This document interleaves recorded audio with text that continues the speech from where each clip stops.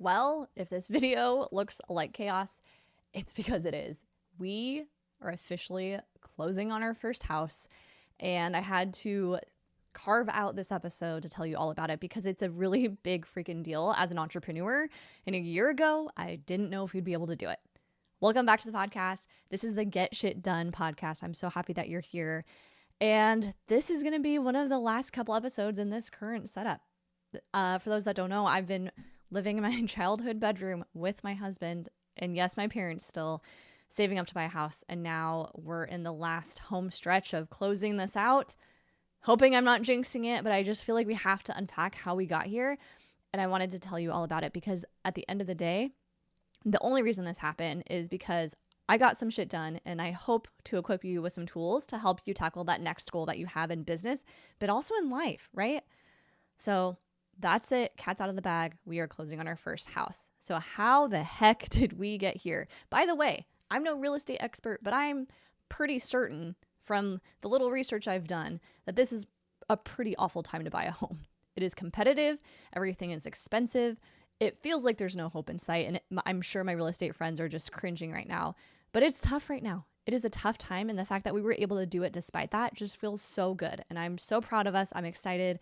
And I just want to share everything that we learned in the process in hopes to help you achieve that next goal in life. Okay. So first things first, how the heck did we start this process? I guess I have to rewind a little bit and say, when we were approaching the end of our lease, we knew we kind of had some options. We could continue to rent, or thankfully my parents offered, Matt's parents also offered for us to stay with them and save money towards a house.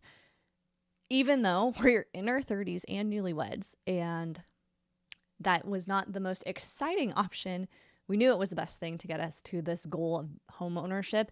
So we did it. We moved in. It was around December. As I'm recording this right now, it's in May. We're going to be closing in June, which is just crazy to say out loud. Timeline-wise, there's no way we could have done it without that help. So thank you, Mom and Dad, truly. But that choice, it was a sacrifice, but it definitely obviously paid off. And so I want to be honest about that. That was a huge catalyst in our savings potential. Some other just things to know about this. We got married in September, and we were very diligent in the wedding planning process to remain under a certain budget. By the way, Matt thought you could get married with 300 people for $5,000, and that's just not the case. But any place we could negotiate down or find a cheaper alternative or DIY it, we did. And I think we still had an amazing, beautiful wedding. We both enjoyed the heck out of it. If you were there, thank you for being there. Hopefully you had some fun too. But we already were thinking of home ownership during the wedding planning process. So any extra money we were able to get as gifts or support or whatever, we mentally were already putting that towards a house and starting to save for that house even before the wedding. So I just wanted to share those things, that this goal of homeownership has been in motion for a while, but the actual steps it took to get there, right off the gate, that sacrifice of saving and moving in and living out of a suitcase for the last couple months, huge. And then also just having some really good financial conversations around the wedding time as well, and just keeping that momentum going. Even as we were able to potentially afford other things, just remembering what our decisions were and sticking to them. I think those two things were super helpful, especially in the beginning of the process. Then you may recall, if you've been listening to the podcast for a while, we had a financial goal. And for transparency purposes, I'll tell you the number. Our goal, we wanted to have a joint savings account with $100,000 cash in it. That was really important to us. In fact, Matt had said at one point, I'm not even going to look at a house until we have that much in there. That didn't happen. He totally was on Zillow and Redfin and all the other apps every single day. But once we hit that $100,000 mark, it definitely gave us both, I would say, permission to look, sure, but it was just the fact that we had achieved that goal was such a great lesson in and of itself. It's like, if we could do that time, what if we doubled that goal? Could we do it faster? And the fact that we had it invested a little bit, so it was earning some interest, it's growing as it's just sitting there. I don't want to use the word addicted, but we both definitely were very motivated, is what I'll say, to keep that financial bucket growing as much as possible in the last couple of months. But that initial mark of 100K was so important just to prove to ourselves that we could do it. And that also meant living in the discipline of putting away a good chunk of my paycheck every single month for both of us, right? So I think if I'm me listening to this episode, and whether I want to buy a house or maybe a second house or a car or go on a big vacation, if I have a big life goal and I have my own business, I think the first thing is creating some sort of number goal that supports that bigger goal and just going after that. Some things that happened that allowed us to do that, again, moving in with the parents, saying no to some fun things. I don't know if you can see my nails. They are pretty grown out, but not that I'm neglecting myself by any means, but just making different choices right now and being confident and comfortable and at peace with those decisions because they align with where we want to go long term, and that is worth it for me. So I think having that clarity, having that number goal, having that check-in was all super, super helpful. Once we kind of hit that 100,000 and we're just paying attention to houses, there was this tipping point where it went from how much do we want to pay in a mortgage a month, which was a super silly question. I'll get to that in a minute. But that was part of our budgeting discussion. And then we kind of hit this point where it was like, it's worth talking to a professional to find out what we actually qualify for. From our experience, and again, I'm not in the real estate world, but as an entrepreneur, I was really unsure of what we would qualify for, simply because it's based off taxes. So taxes in 2023 and 2022, if you're listening to this in real time. And as an entrepreneur, you have like so many different seasons in business. There's so many different factors and taxes and how much you pay yourself versus how profitable things are. It can feel really confusing. So I wasn't sure where we would land with that. And we qualified for more than we would want to budget for. I think that's an important indicator too, or factor in this conversation. There's this idea of what on paper does the government, does the entity say I can afford versus like what in actuality can I afford? And Matt and I were significantly, like so far off the mark. It wasn't even funny. We really just thought things were not as expensive as they are. And we lived in denial. And the more we talked about our non-negotiables, the more we talked about things that we really found to be important in the process, or is this like a today house, or is this like a long-term house, or is this a future rental house? As much as you can think of those things, it started to shift our mindset around this housing equation and what we were comfortable paying versus what we wanted. It was this constant check-in of like, well, we like this house. It's more than we thought we were going to pay, but here's what we like about it. Is that worth it? Is that change worth it? Where is that money going to come from? What needs to happen internally in my business and Matt's career for us to get to that place where we can support that? And honestly, it just took so much clear communication that if we hadn't been in the habit of having our consistent money dates, if we hadn't been consistently talking about our financial goals, our personal goals, where we want to grow our family, what we want to do in the future, if we hadn't constantly been talking about that, I think it would have been hard to do that and also find a home. But because we were so clear in having all these consistent check-ins, we knew exactly what was a yes house, a maybe house, or a no house. And we were able to vet those quickly. Another thing I did that helped in this process, and I think as entrepreneurs, this may really resonate with you, I actually adjusted my payroll. I am not a tax professional. I am not a financial advisor. But when we started going further down the process and really narrowing down our scope of the house we were looking at, and that 100,000 grew a little bit, we knew how much we'd be able to put down. we started to have conversations around budget and how much would need to come in each month in order to cover the budget. And here's what I think a lot of entrepreneurs don't do. This is just my perspective. In the coaching clients I see, in conversations I have, a lot of entrepreneurs kind of rely heavily on their salaried partner to cover bills like this, and they don't have strategic financial conversations. So we went all the way through what is absolute worst case scenario that could happen. How much do we have to have in my business reserves to support my portion of the costs? With Matt's job, we're tax leveraged as much as we possibly can be. What are some changes we could make in the short term if we absolutely had to? And I think it was really beneficial for us to talk through all of that together and get us into a place where we're clear on how much money each month that I and Matt need to make. And it was really empowering because I think as an entrepreneur, I see this so often, especially recently, where my entrepreneurs who have teams specifically, they pay themselves last. They pay everyone else. They pay enough to cover the bills, maybe a little profit or owner's draw here and there. But at the end of the day, they don't actually prioritize their personal goals. They rely on their partner, or they just neglect them altogether. And it's sad to see. So it felt really good to look at my business as a business that provides my livelihood, think of my personal goals, and then work backwards to figure out, okay, in order to get myself on that salaried amount, how much does my business need to bring in? And I found myself starting to make different decisions, and it kind of lit a fire under my ass. So I don't know if you can tell, but I have been on one the last couple of months, just selling and building new offers, and it just feels so good. I think part of it is house motivated, obviously. I'm just excited for all of the things, but also part of it is really treating my business seriously, like to get to support my life in the way that it needs to. There's some realities to that, and I need to set myself and my business up that way. So that's been a really cool kind of benefit that also helped in this process and gave us the confidence to go after the house that we ended up going after. One more thing I want to add here on the entrepreneurial side of things is energy. I've made a podcast episode sometime last year around the mindset and energy of planning for a wedding. I significantly underestimated the mindset and energy for buying a home.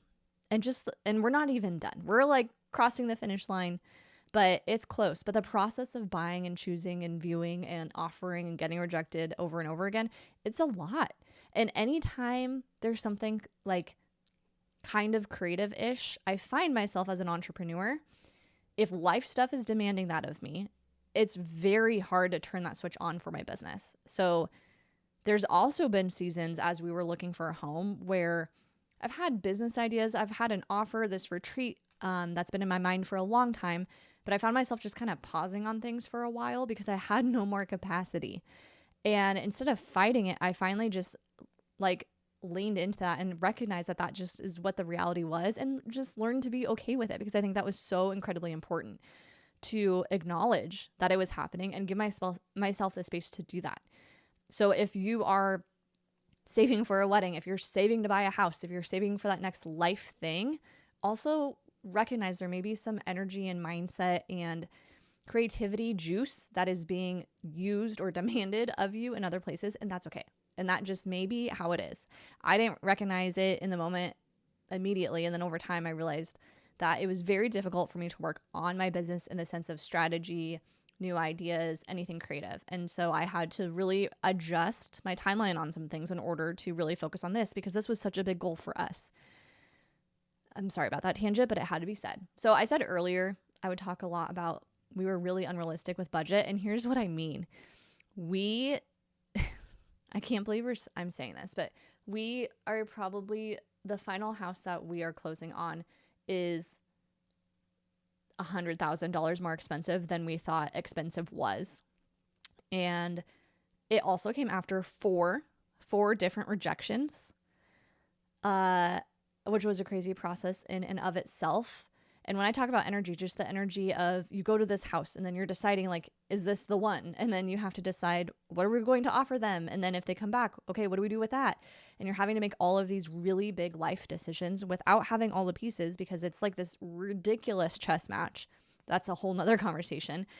But after it happened a couple times, I had given up. And I'm going to share this story. You might find it just interesting, but I literally had given up. On house number 4, I was like, I'm done. This is insane. Obviously, it's just not the right time. So I texted Matt. I was going away for a work trip. I texted him, and I remember saying, okay, I'm deleting all of the housing apps. Like, I'm done. I can't look at a single one anymore. I'm so frustrated and over this. I'm deleting all of them, and I'm focusing on work stuff while I'm gone. I swear to God, 30 minutes later, he texts me a link to this house that we are closing on and says, uh-oh. And boy, was he right. That weekend, I come back from my work trip. That was a whole nother thing. Get picked up, teach a workshop, because it's me, and then go straight to the house. And that night, we put an offer on the house, and that's the house we're getting. It just goes to show you how exhausting the process is, but also I don't know if this was maybe it was a God thing, but I don't know. I had like completely surrendered to the process and was just done. And I was tired of forcing it. I felt like I was trying to force it to happen. And then it all just kind of seemed to work out. So I don't know if there's any science or rhyme or reason behind that, but at least for our process, I found that that was really interesting. I think something else too, as an entrepreneur, that's been really important is talking through the financial stuff. And I hammer this point so much because people don't do it. I have had, you know who you are, I have had clients in the financial space neglect their own finances. So if you're not aware yourself as a CEO, and you're definitely not sharing that with your partner, how can you make decisions like this with confidence and clarity? I mean, we talked through so much. I have shown him all the parts of my business. I have talked through what a really good month looks like, what a horrible month looks like.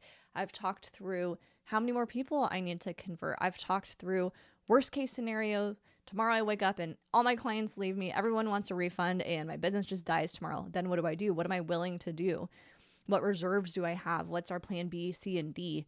And I just found the more we talked about it and normalized that kind of conversation and fear and doubt that we each had, it allowed us to progress forward in a way where we're able to make really confident decisions, not only for the house, but future things. Like we want to build out a gym and deciding how much to invest in that. I just feel like we're such a team in this. And I just want you to, if you hear nothing else from this episode, I want you to like understand how transformational it's been to have those money dates, because I really believe that helps set up this environment for us to have not only the funds to do this, but also just the discipline and the conversation to continue to grow together. And this is crazy, but one thing I'm so excited about, that dollar amount I told you at the beginning, the 100,000, that was our initial financial goal. We have since surpassed that. And we have already set a second goal, even with a house. And it just feels so good to just keep moving that mark forward. I'm so proud of how far we were able to get in the time frame we were able to do it. And if you're family, friends, it's taken a freaking village, that is for sure. So thank you. But that being said, I just think it's important to continue to move the needle forward and continue to have something that you're striving for together. I just think it's been so cool to do that together. I know this episode's a little different than normal, but as a get shit done kind of business girly, I'm always thinking about goals in my business, but to be joint in this effort together feels so good. And if the goal was to buy a house and then we didn't create another one, I guarantee you we would not be in a place of discipline with those, building up those reserves, or thinking about what life looks like, or thinking about going and spending vacations, or what free time could look like. We wouldn't have the structure in place to support those lifestyle things. So please have those money dates if you're not already. And please continue to set the bar higher and higher and higher. If you're listening to this podcast, you probably already are personally or within your business. It's time to bring your partner up to speed too. Now, since all of this happened and we finally got the house, and I'll be honest, it's not my favorite of the 5 that we've put offers in on, but I think it makes the most sense for us right now. And I think that's okay. I'm excited for it. I truly am. I can't wait to set up my office. That I can't wait. And I'll definitely share that journey with you. But it's changed some things. And I thought I'd share like the top 4 things that have changed for me now that this is becoming a reality. And my goal is that if you are in a season where you've accomplished that personal goal, maybe it's time to reset, and here's some things to consider. So the first thing that change might not be the right word, but something that has come to fruition since all of this has been in motion is this idea of a moving budget. I know this sounds really simple, but if you're doing something, the wedding, for instance, when we were getting married, when I'm hiring, anytime I'm making a big change decision that's going to require an investment, it's worth a recalibration of things. So we actually talked about setting a moving budget. How much cash were we willing to invest in just the moving process? So that's things like the U-Haul, gas, pizza to feed our parents are literally helping us. They're angels. Pizza to feed them, beer to feed them, couches, refrigerators, all of that stuff. What is our budget? And just speaking that out loud and even breaking it down to about this much for a couch, about this much for a refrigerator has been so freaking helpful that I highly encourage that conversation too. And what's cool about it is we have more available if we need it, but knock on wood, if everything flows and happens according to plan, we'll be good. And that feels so good that we have what we need for the down payment and all the closing and all of that stuff. We have this budget set aside for the realities of getting into a home, getting comfortable. And then we have this additional cushion that immediately we're reigniting that flame and restarting that financial goal of bringing that savings account up as soon as possible.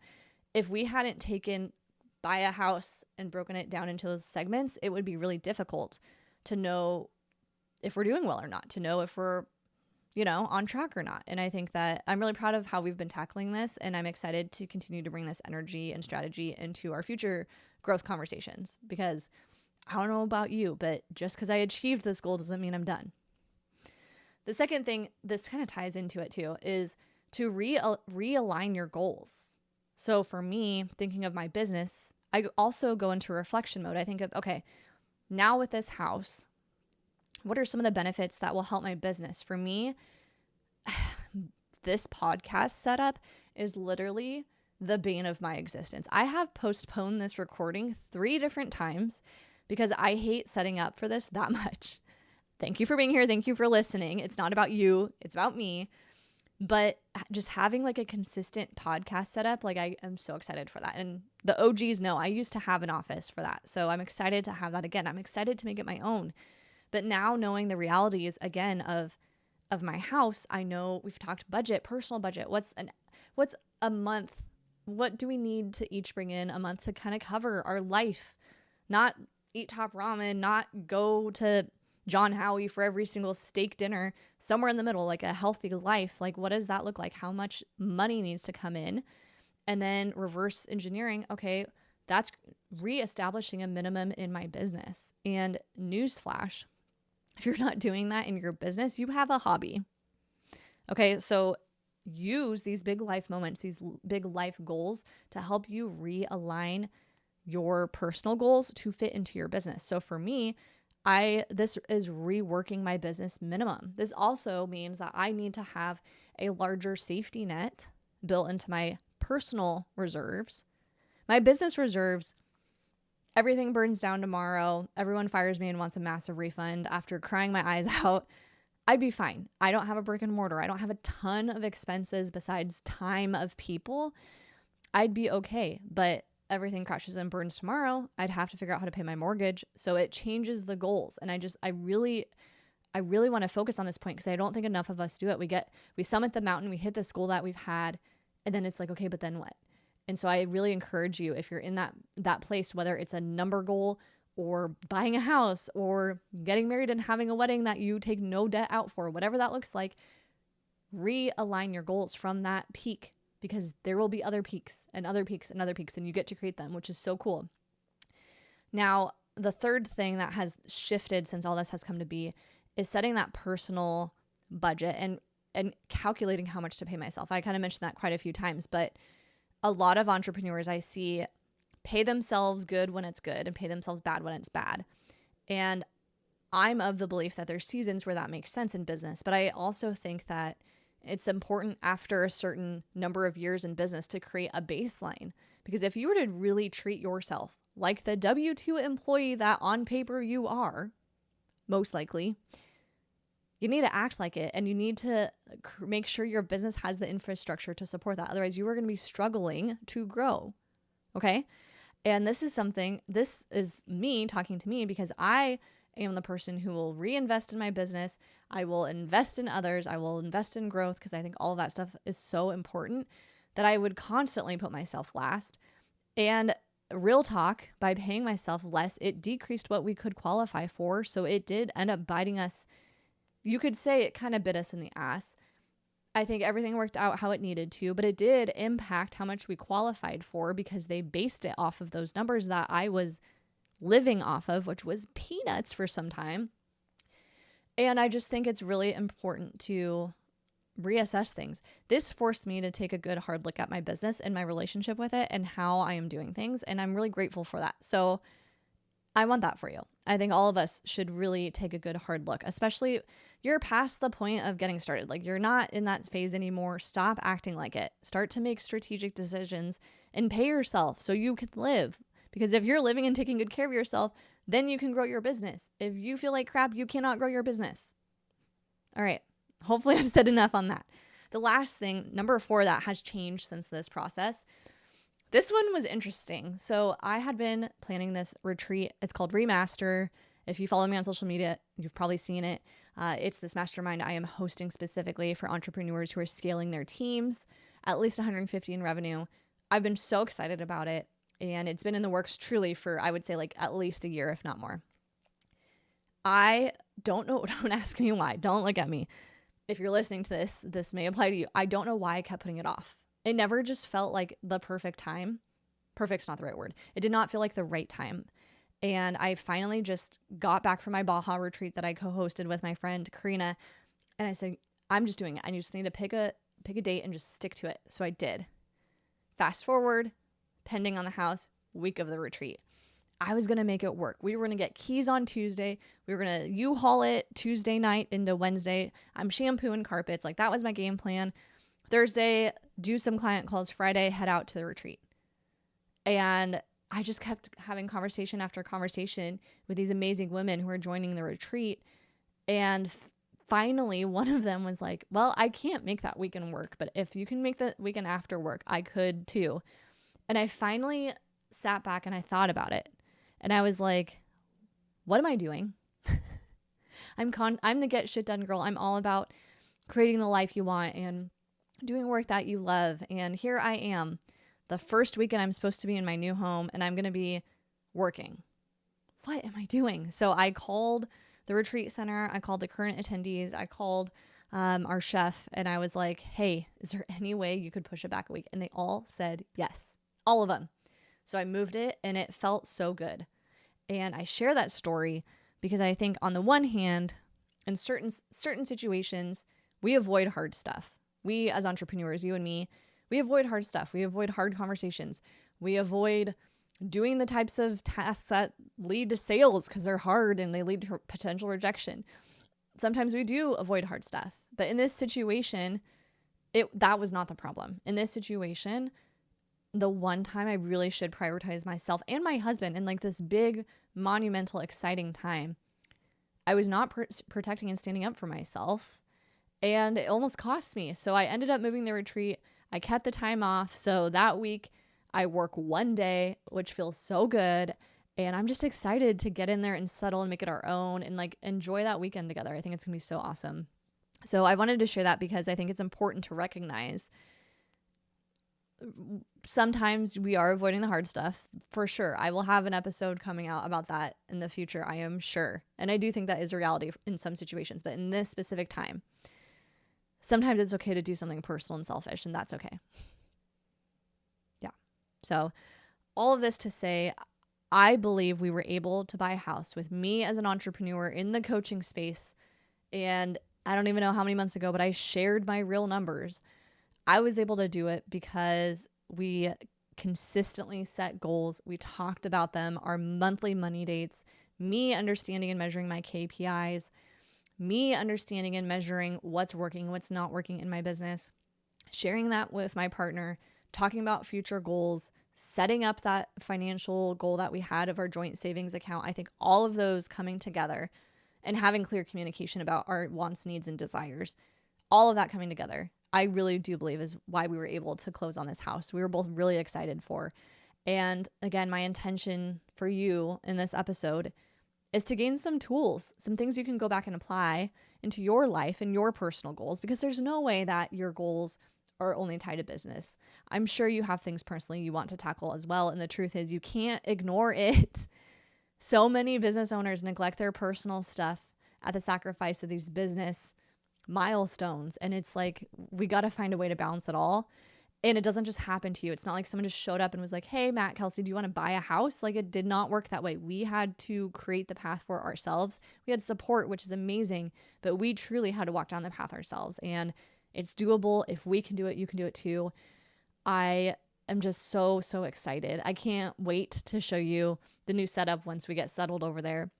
And I just want to invite you, if you are in that season of action taking, if you are setting big goals and actually tackling them aggressively, and you're looking to be alongside other people who have that same mindset and growth mindset specifically, then please join the Get Shit Done Club. It's a free community. You'll probably get some sneak peeks of the house too, which will be fun.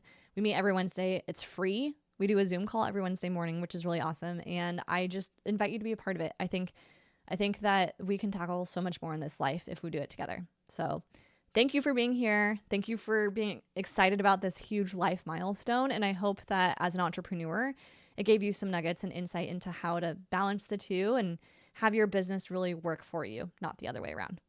All right. Thank you, and catch you next time.